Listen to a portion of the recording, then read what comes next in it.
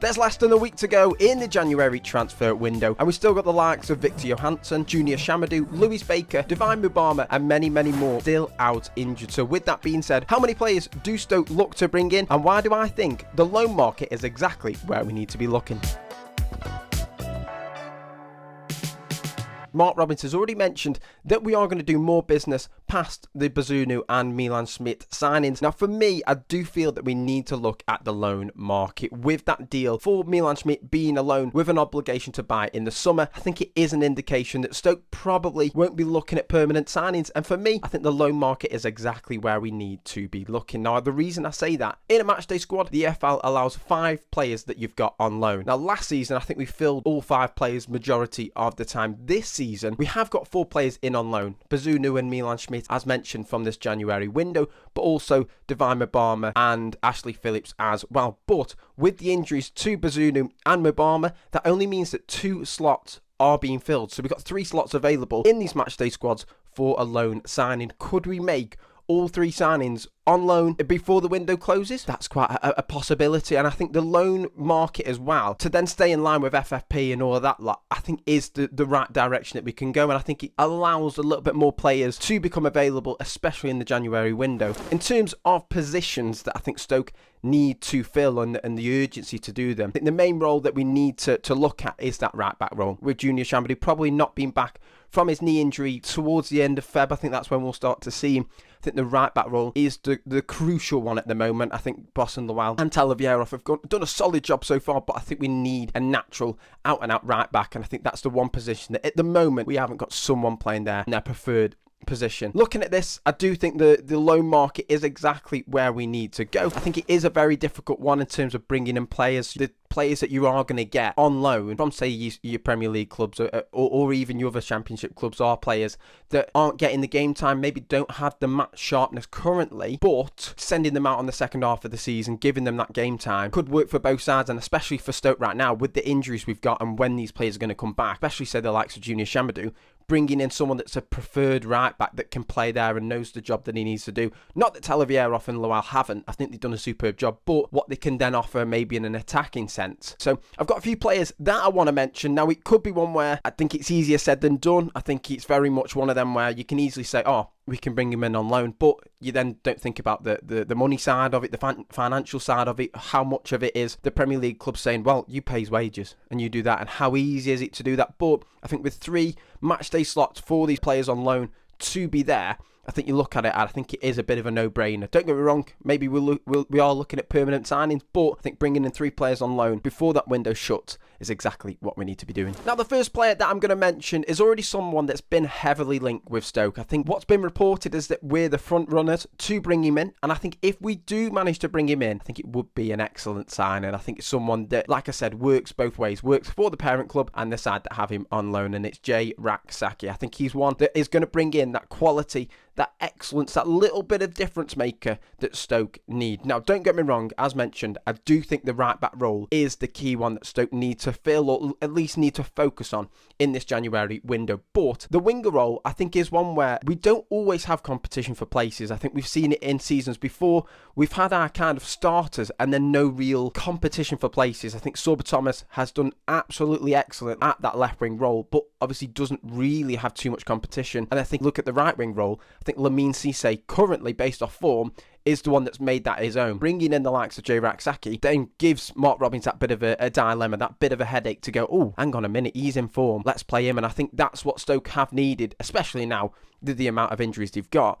Have they got difference makers off the bench? Have they got, say, the likes of Manu that maybe is a little bit gutted that he's not starting, that can come off the bench and make the difference? And I think Jay Raksaki is exactly that. Now, he's currently on loan at Risenspor, has got 4 goals and 1 assist so far. And we will have a look at a couple of his goals that he scored this season and last season. Plays right wing, 22 years old, and as a left footer. Now, obviously, you've got the similarities with Million Man Hoof of cutting in on your left and releasing an absolute rocket. But I think that the ability that he's got in terms of 1v1 situations, in terms of getting past a man and having that confidence, he's one that, you know what, doesn't play with fear at all. I think he'd be a huge sign if we could bring him in, and of course was on loan at Sheffield Sheffield United last season. Did very well there. I think he got 7 goals and 2 assists. I might be wrong, but I think that's what he got. And I think he played about 34 matches or 36 matches along with that. So I think the addition of Jay Raksaki would be excellent. I think he then gives competition for the likes of Cisse, for the likes of Manoof, and also, say, Sulba Thomas in terms of being a winger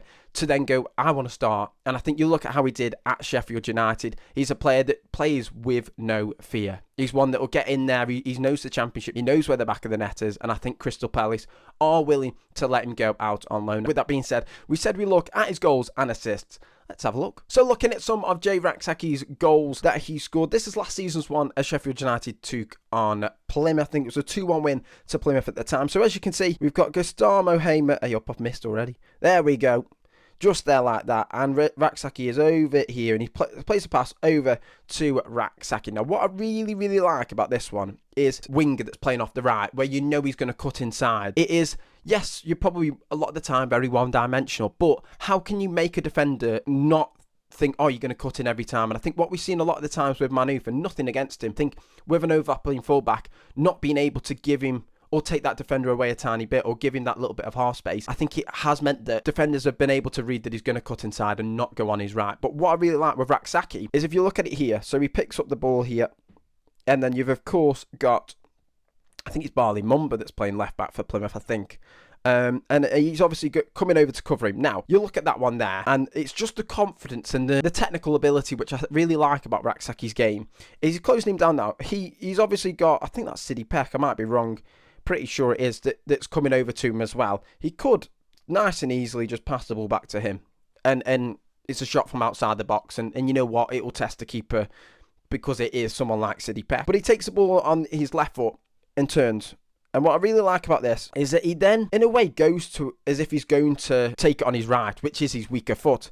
And so then, obviously, you've got Barley Mumba retreating to then just get in front of him, to just block the ball, to at least give the goalkeeper a little bit of a chance. But as we whiz it on, what he does, he then cuts in. And I think that's the one thing that, with these players that are playing right wing on their left foot, it's one of them where are they one-dimensional? Are they always going to cut in on their left, get it on their stronger foot, and strike it away? But he's so good at having that little feint that he does to then get the defender to then go and plant his weight on his weaker side, on his left foot, as you can see with Barley Mumba. Barley Mumba's obviously then just put all of his weight on his left side to then allow him to then cut inside. And what's so nice about this is, so then he's cut inside, and immediately, it's a difficult angle if you look at it, very, very difficult angle, but what he does is he puts it straight in there, just like that. Absolutely gorgeous strike. He's obviously got this man here that closed him down. He's turned Barley Mumba. He could, yet again, after cutting inside,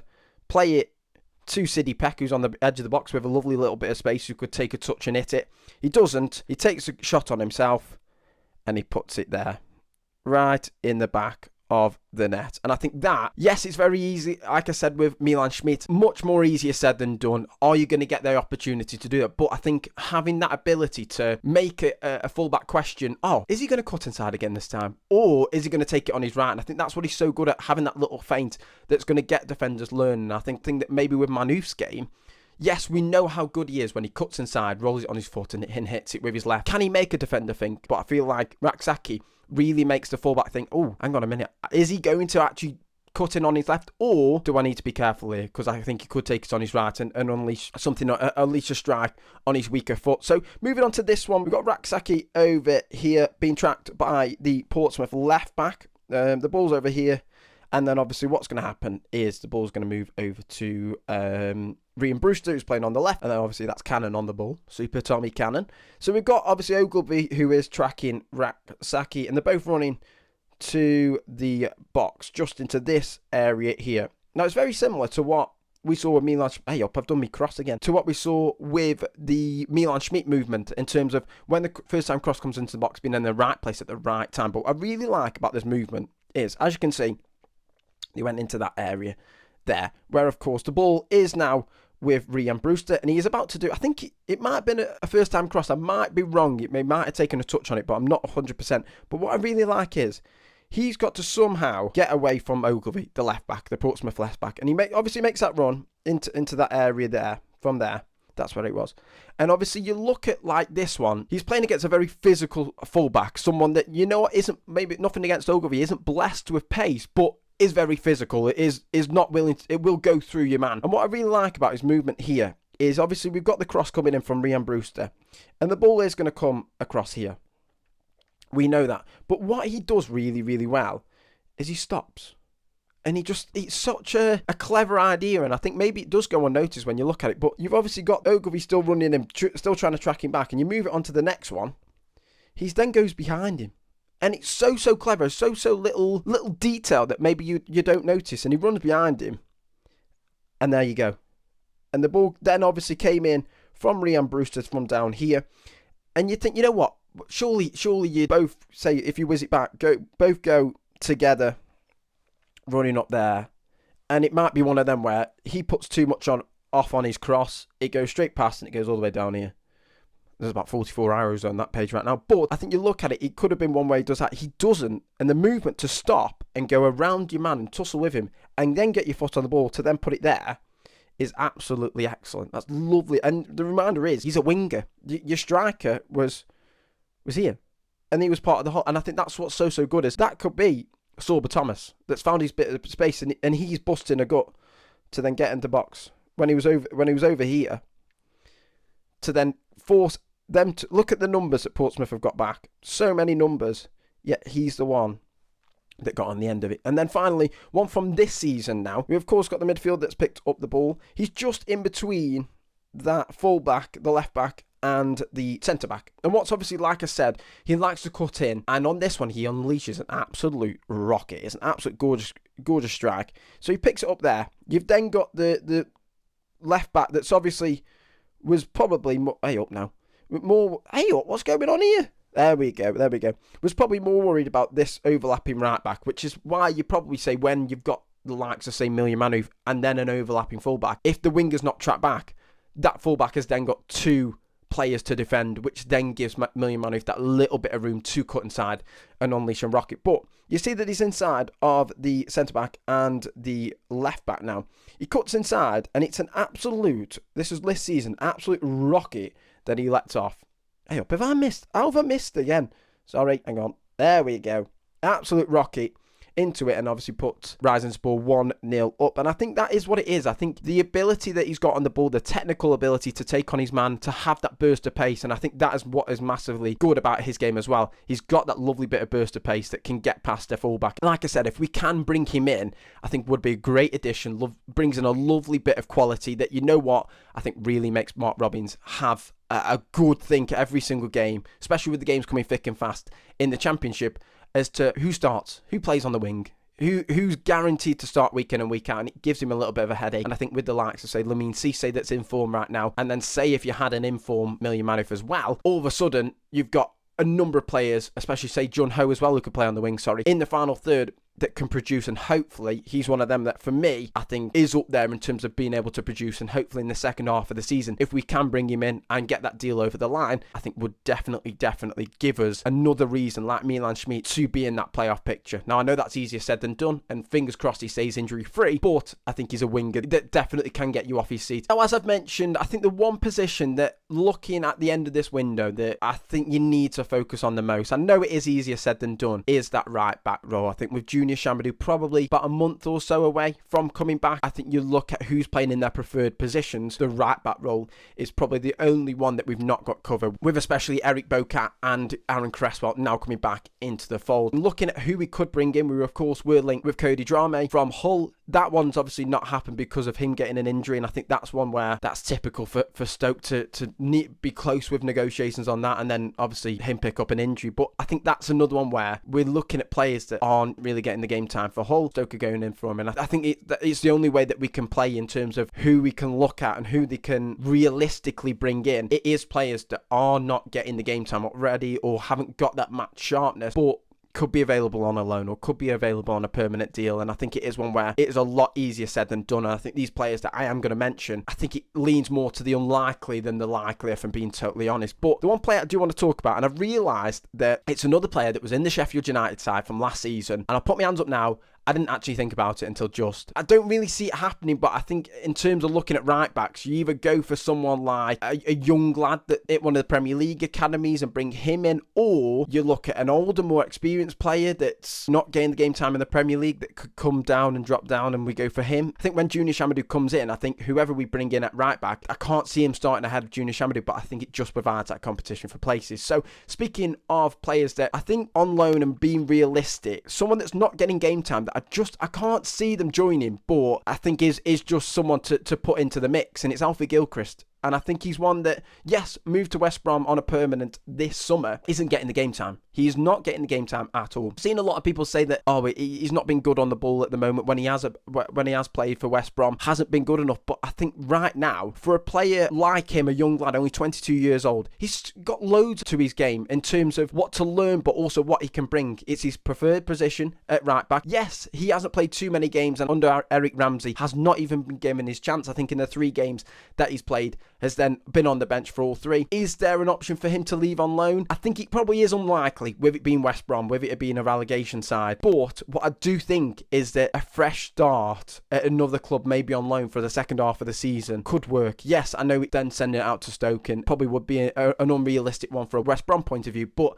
I think Mark Robbins has got that ability of bringing the best out of players. I've seen, obviously, the judgment about him, but he's got loads to learn in the game. He's only 22 years old. He's got quite an array of appearances that he made for Chelsea between 2022 and 24. So he's got the senior appearances. He's not like he's a young lad that's not learnt about the game. He's got that experience behind him. And I think he's someone that, you know what, I think would be solid. I think in terms of how Stoke want to play, yes, maybe doesn't provide you as much of an attacking threat, but thinking 1v1 situations, knowing the Championship, of course, spending last season at Sheffield United, he has got them Championship experience under his belt, and I think it is unlikely. I really, really do, and I think it's a difficult one looking at that right back position. Genuinely, I really struggled to see who could join or who could join that adds to it. And I think a young lad like, say, Alfie Gilchrist could be exactly what we look at, but how easier said than done is it? Is it realistic? I'm not too sure. I'd love to see what people say, and I've seen a lot of people have mentioned about how he's done so far, but give him a run of games, especially whilst Junior Shamadou's not playing due to injury. Do you give him a chance? For me, I think you absolutely do, but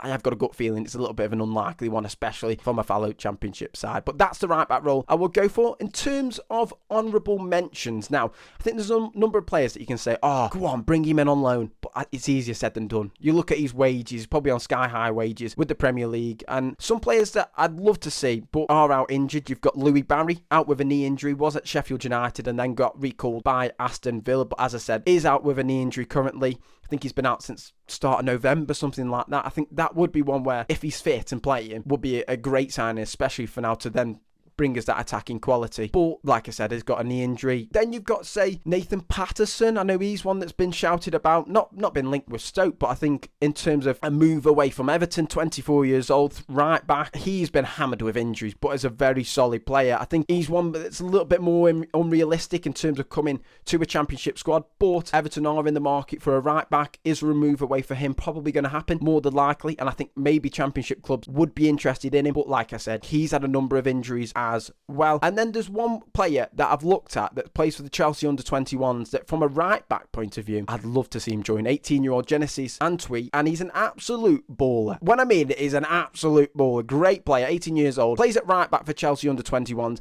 I think he's already been linked with moves to Roma, Marseille, Nice, all of them teams. That's another one that I think, is very unrealistic, but that kind of player, a young lad that's playing in the academy. I watched the academy game with Stoke versus Tottenham the other day. There's some real quality. There is some real quality, and you drop him down to the Championship. Let's see how they can do, and I think he's really good in terms of that attacking threat, getting in the box and being an outlet, both attacking and defensively, from that full-back role. And I think as well, what he also has is 2 senior appearances for Chelsea under his belt. One this season in the EFL Cup, and then the other one in the Europa Conference League, where he was given his chance. I think he played 20 minutes or so. I think you have to look at these academy players that are in these top Premier League sides and go, why don't you take a chance? Especially now he's going to get his chance with Junior Shamadou being out. But they're just a couple of the honourable mentions that I can't really see work out. So finally, looking at the positions that I think Stoke do need to fill, I think, like I said, it is easier said than done. It's so easy to say, bringing him, and him. Bish, bash, bosh, we're all good. But you don't think about the finances. You don't think of how easy it is or how reluctant these top sides or these Premier League clubs are to let players go out on loan, which is why permanent deals might be maybe easier to do, but obviously financially then have their implications as well. But for me, I think a goalkeeper, and I've got to be honest, and I don't think Bazunu put a foot wrong in that QPR game because I don't think he was tested at all. But with him being out for, 5-6 weeks now with his injury, coming in on loan, played one game, for me, I think he's then going to come back at the same time or a similar time to what Victor Johansson is. I think if Bazunu stays, I think that might be an indication as to Johansson might be out for a little bit longer. But I think in a way, I think you need to take nothing against Bazunu, but take Bazunu back and bring in a lone keeper. Now, I think that is another one easier said than done. We definitely would have been looking in the market for it at the same time as when we bought in Bazunu. But one player I would love to see that could start and in the absence of Victor Johansson is Anthony Patterson. Already at Sunderland, was obviously their number one keeper in the Championship last season. Got 14 clean sheets. He's one of the top keepers that was in the league last season. And obviously this season has dropped down to probably the number 2 goalkeeper in the Premier League. I think we've seen a tiny link that's been reported with Stoke being in there, but I think Millwall have held talks with Sunderland. I think there is a move away that's going to happen for Anthony Patterson in this January transfer window. It's just where. Could he go abroad? Could he go to a Championship side? I don't know, but I do think he's one that is a top Championship keeper. The ability that he's got in goal is absolutely superb. You look at the array of saves that he got last season for Sunderland, the reaction saves, the high claims, all of that he's got in his game. And if we can get something solid in goal, the rest of it is going to be rewarded. And nothing against Tommy Simpkin. I think you look at it, he played the first 3 games he had in the league, got the 3 clean sheets. But I do think bringing in another goalkeeper whilst Victor Johansson is out is exactly what we need. And I think Anthony Patterson, having the experience of the league, the clean sheets that he got backed up with last season, and probably one where him leaving out on loan would work for both sides. I think we have to at least attempt to inquire about him and see if we could go for him. But I think that's one that, if we can pull it off, will be another top signing. So that's what we're going to go for in terms of the players I'd love to bring in on loan. I think we are going to make the business before February the 2nd. It's just going to be an interesting one in terms of what are the positions we go for, what do we focus on. And for me, you look at the right back role, you've got the goalkeeper role as well, and then you look at, say, the wing, maybe number 10, all that lot could be spurted around as to new additions that we could bring in. So we'll have to see, and we'll find out on February the 2nd what player we do bring in or how many players we bring in. But until then, I hope you guys enjoyed. Make sure you like, make sure you subscribe, and until then, I'll see you guys next time.